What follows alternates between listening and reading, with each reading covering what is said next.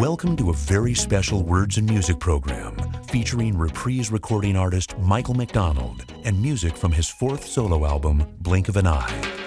Co-produced by Michael and Russ Titleman, Blink of an Eye was recorded in New York, and it features Michael's velvety vocals and distinctive keyboard work. So let's get things started with I Stand For You. This is Michael McDonald. No greater power, no greater gift to lose, and a message unspoken, a silence of the truth. Alone, we hide in the shadows. Together, we bring on the light. The single I Stand For You is the first single from the album, and a song that I wrote with Chuck Sabatino, a good friend of mine who I grew up with, believe it or not, in St. Louis, Missouri. We grew up together. Went to junior high school and high school together and played around the St. Louis area in different bands and same band at times.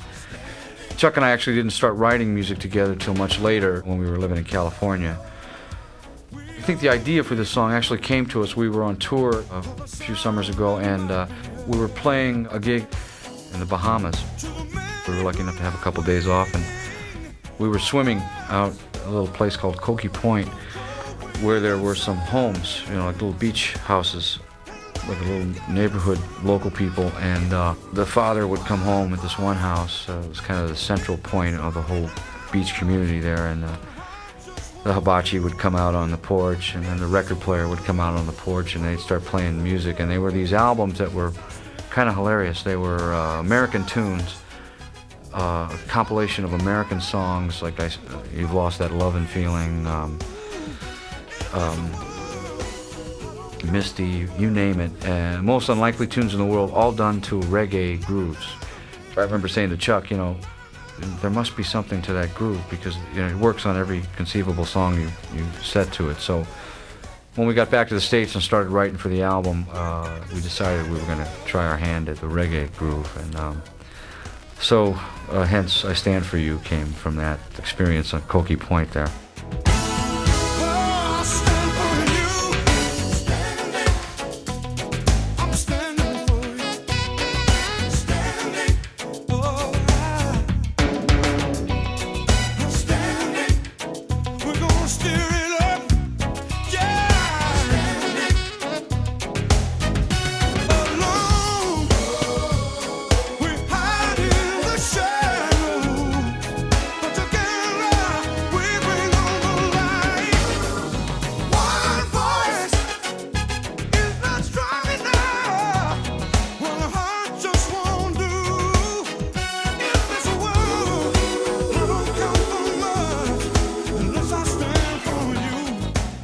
I really feel grateful that I'm still making my living as a musician.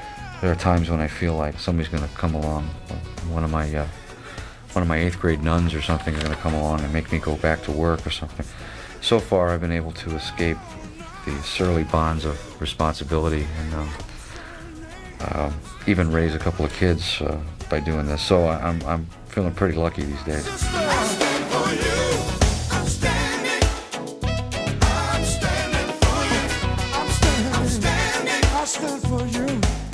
Since the release of my last solo record, I've been not at any loss really for things to do. First and foremost, being a parent is enough to keep you pretty busy, and writing songs. We did quite a few, 3 shows I believe of the Rock and Soul Review before we actually did an album, and then went on the road with the New York Rock and Soul tour. And that took up a certain span of time over the last 5 years. I toured a lot with my band in the interim. And then, of course, I came to New York to do this last record. Hey girl, want you to know I'm gonna miss you so much if you go.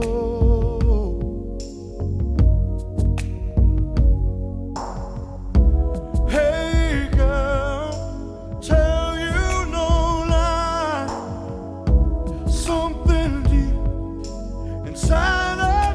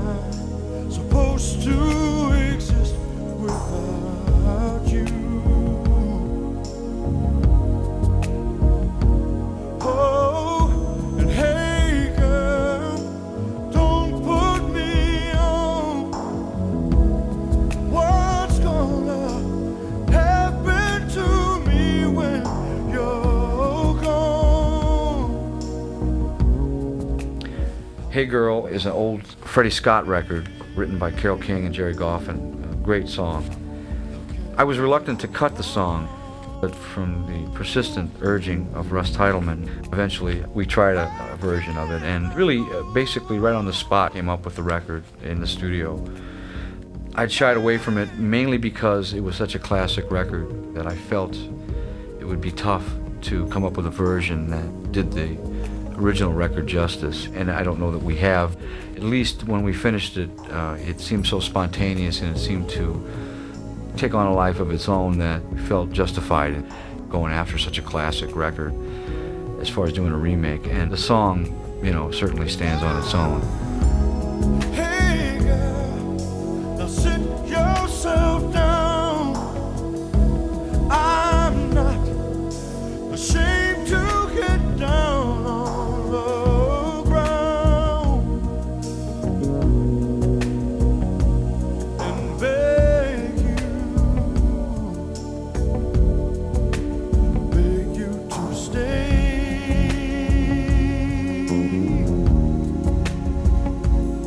Don't go away.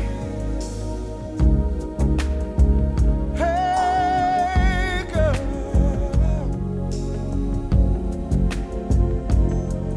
don't go away.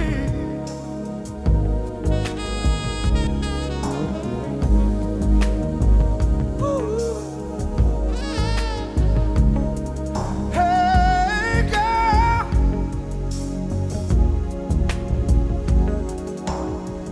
don't go. Oh, don't go, baby.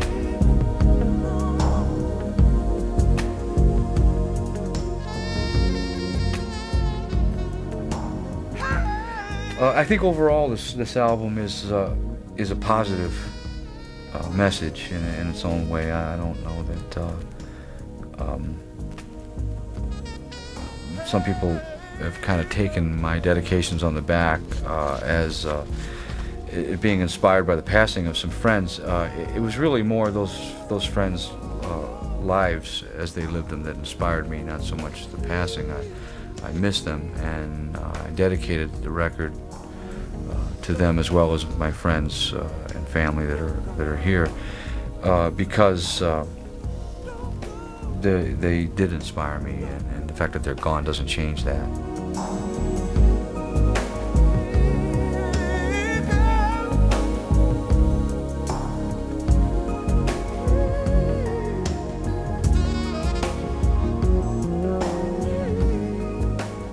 I think that the tip of the hat towards gospel music and or spiritually oriented lyrics is something that I've done for a long time, from time to time, sometimes more blatantly than other times, you know, as with Taking It to the Streets and certain songs, Here to Love You, over the past years. It's a style of music I really love a lot. I find gospel music to be, for me, probably the most exciting form of music in the pop realm that I've ever heard. I love rock and roll, and I love all kinds of music, jazz, pop R&B, but I find very few things compare with the energy and excitement of good gospel music. Broken heart, bloodshot stairs, signs of a fool who cared too much. Now she's gone, and he can't remember how to live without her touch. Hoping to die, but surely living to tell. 'Cause when it comes to matters of the heart,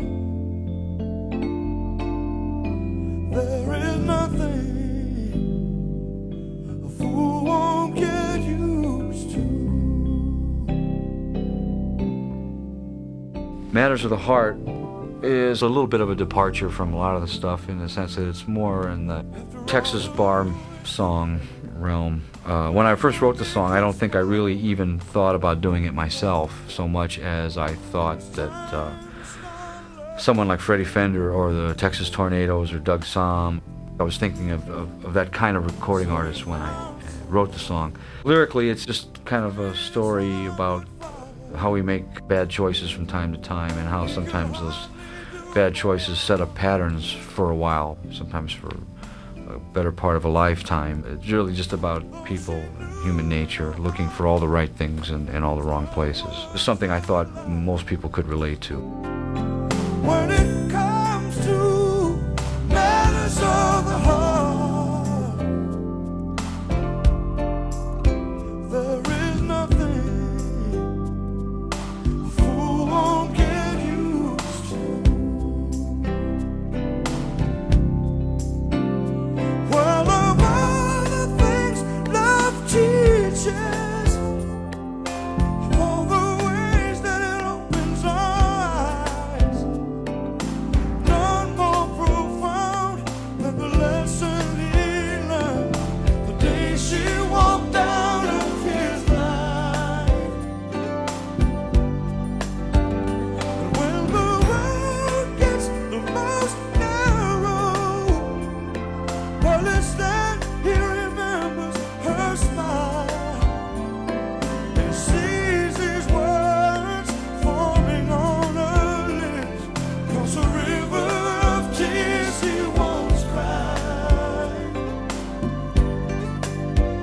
'Cause when it comes to matters of the heart, remember there's nothing that you won't get used to. Oh, there's nothing a fool won't get used to.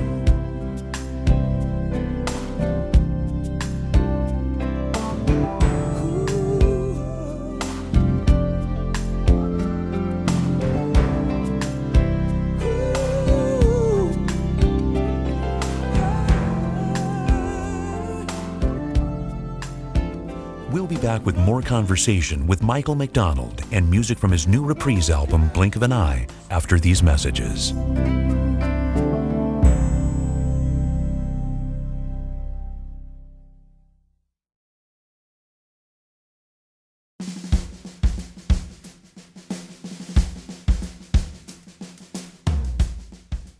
Welcome back to Words and Music, featuring Michael McDonald and his new reprise album, Blink of an Eye. Here again, Michael McDonald. Blink of an Eye, the title track, was written by myself and George Pirelli, a friend of mine, my drummer. And that was a song that wasn't quite so easily forthcoming. It was a song that we wanted to write for a long time. Child, as I look in your eyes, you know my life seems like a man. There I am, I find living proof of all the wonder life holds in. In the past, I thought I had to earn any good that comes from this life we're living. But here and now, let us realize that this life's a gift, and it's already been given. Someday, when you stand in the middle, like it or not, you're gonna look away. You're gonna find that time is a riddle, but days turn into years, years into the blink of an eye. Oh no, no, It was just a style of music I always wanted to incorporate in a song that I'd written. George and I made a valiant effort for a long time. Just about the time we were ready to give up on it, we kind of broke ground on this song. And during the course of working on it and playing the groove as much as we could and trying to formulate a chord progression and songs out of it. George said, "It seems like you're singing the line 'Blink of an Eye.' I heard you sing that once, and it seemed like it would be a good title." I, of course, agreed, although I didn't remember singing it. And we started from there, basically, just with the title, and let the title kind of write the song itself and think of all the things that Blink of an Eye could mean. Actually, from that moment on, became a song.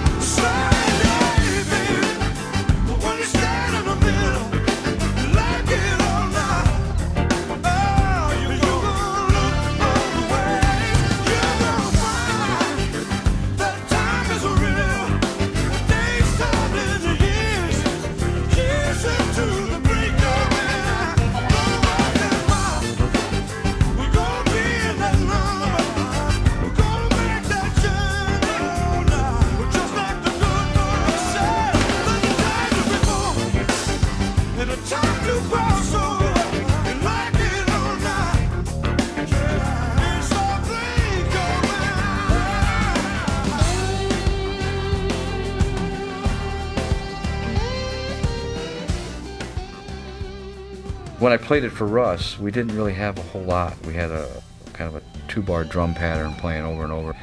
Me playing some chords over it, the piano part.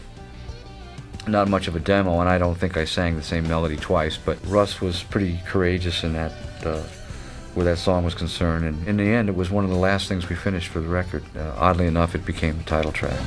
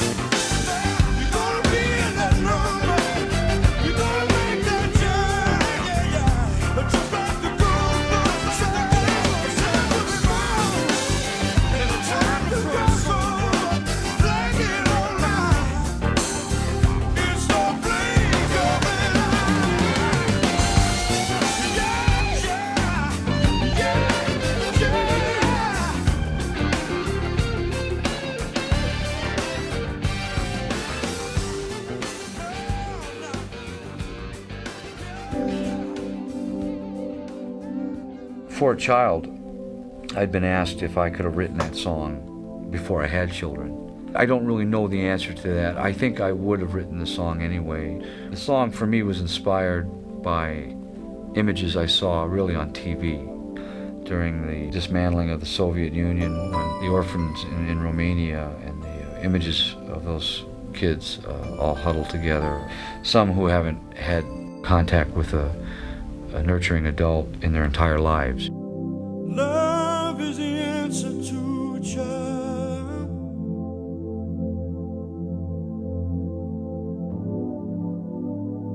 Just as hope is the answer to a song.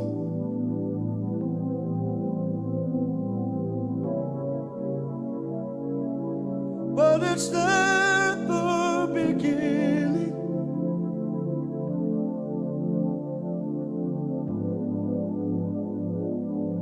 Then we learn to hope it all.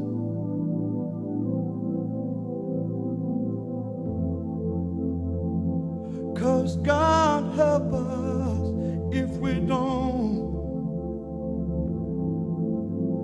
Tell me, where is this place from which there's no return?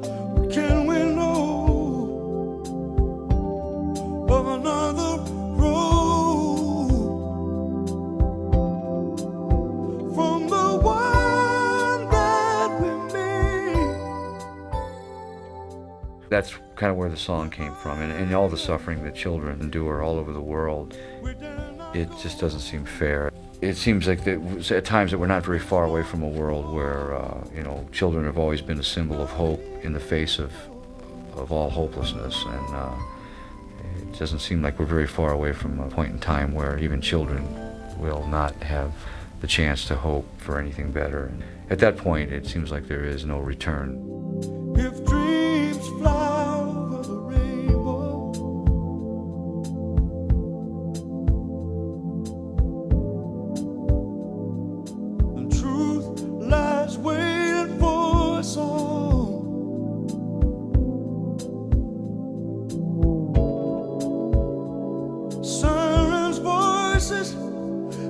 without a reason.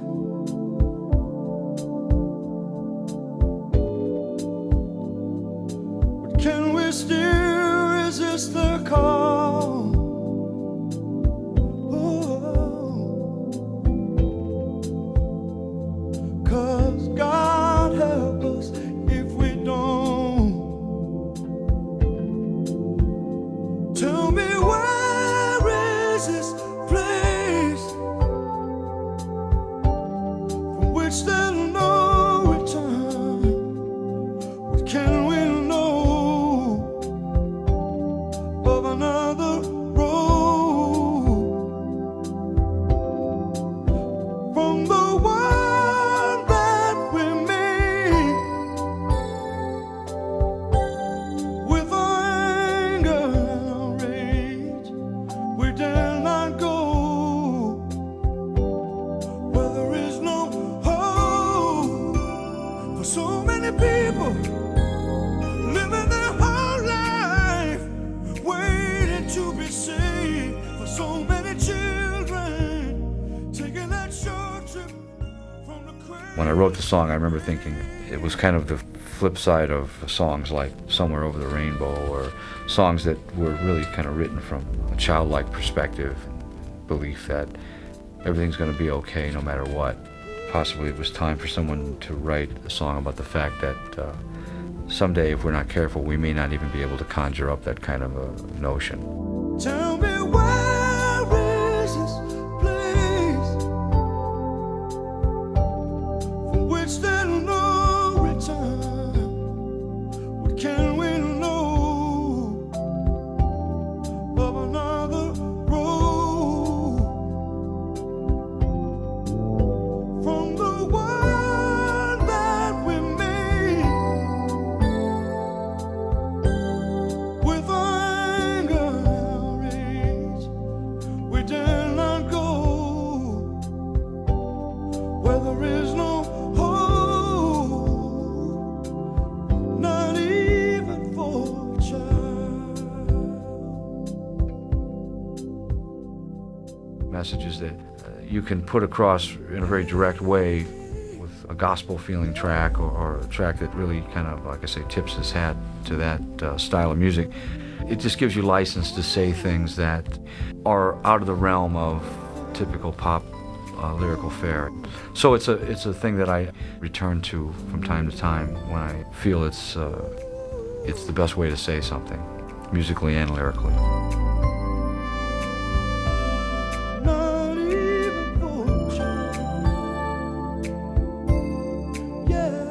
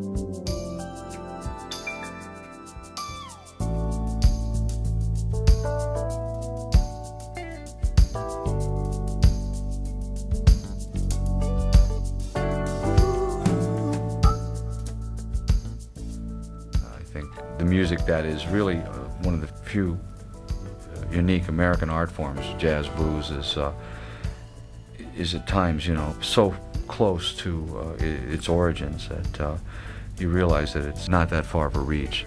Songs like Everlasting, I do believe that this is just a short part of the whole experience, the whole odyssey we're on.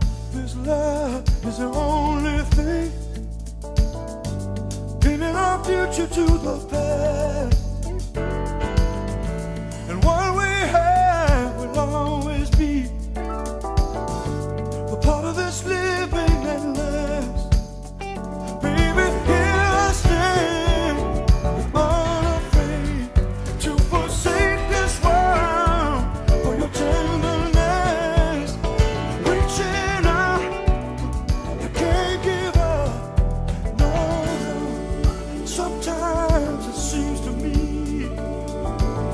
But this world is only where we start. For all its wonder, I still believe the answer lies deep within our hearts. Baby, here I stand, unafraid to give myself. Being with the band is a real plus. It's hard to keep a balance, I think, between raising a family and being a traveling musician, but I've been lucky in that sense that I've had equal amounts of both. Why we are everlasting. We are everlasting. Everlasting. Hey, baby. Everlasting. We are everlasting. Everlasting.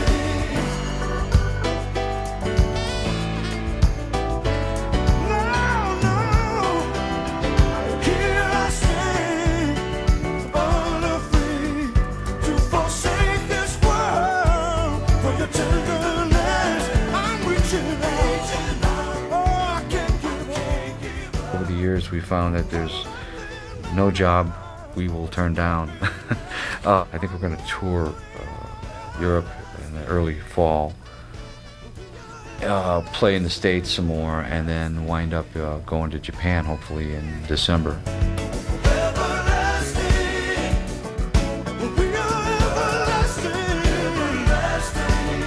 Yeah, believe me now, baby. Everlasting. Oh, don't forget your foolish pride. Everlasting. Sometimes I guess I wish records did more. You always wish your record sold more, but in the last few years, it's been a real nice niche for me to be able to have some success with records, but to also not be a slave to the music business and be able to spend that time being a human being and being home with the family.